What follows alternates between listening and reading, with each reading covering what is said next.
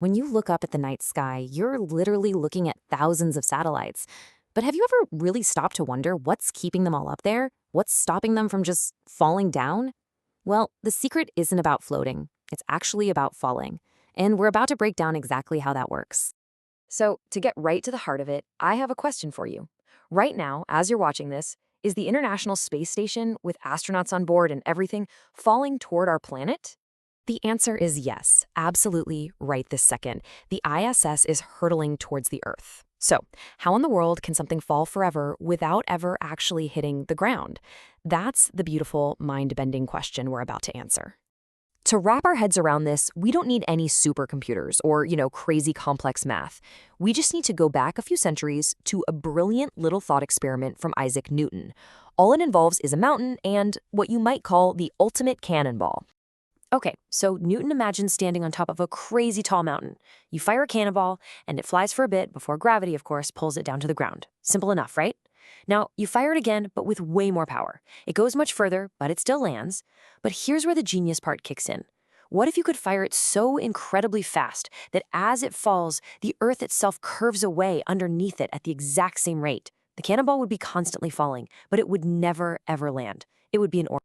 And that, right there, is the true definition of an orbit. It has nothing to do with escaping gravity.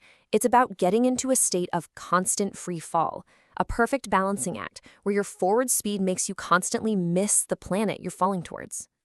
So, you can think of an orbit as this incredible high-stakes dance between two really powerful forces, speed and gravity. Think of it like a cosmic tug-of-war. On one side, you've got the satellite's insane sideways velocity, which is always trying to just fling it straight out into deep space. On the other side, you have Earth's relentless gravity, constantly pulling it back down.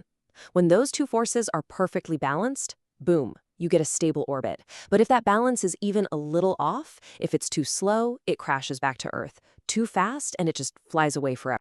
So just how fast are we talking here? Well, to maintain that delicate balance in what we call low Earth orbit, that's where the ISS hangs out, a satellite has to be moving at 17,500 miles per hour. Let that sink in for a second. That's about 5 miles per second. Now, this whole idea of falling is what lets us bust one of the biggest myths about space, maybe ever. We all see those videos of astronauts just floating around weightlessly, and our brain immediately goes to zero gravity. But that couldn't be more wrong.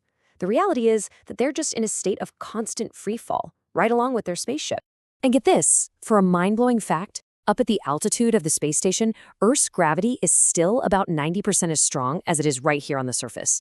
Seriously, the only reason astronauts look like they're floating is because they and the station and everything inside it are all falling together at the exact same speed.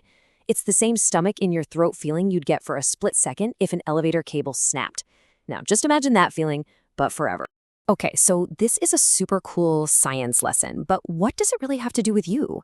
Well, pretty much everything. Mastering this concept of perpetual fall is what makes our entire modern world possible.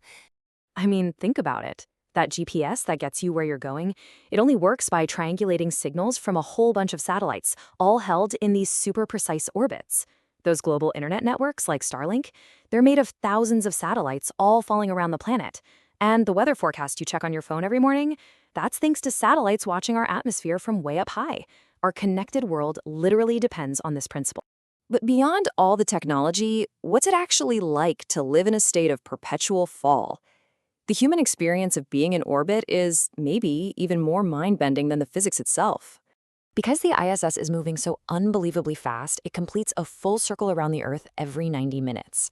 That's a trip around the entire planet and about the time it takes you to watch a movie. And the result of that speed is just astonishing. Astronauts on board the station get to see 16 sunrises and 16 sunsets every single day. An entire day-night cycle just flashes by every hour and a half. It's this beautiful, weird consequence of finally mastering the physics of falling. So staying in orbit isn't about escaping gravity. It's about harnessing it. It's about using incredible speed to achieve this perfect state of perpetual fall.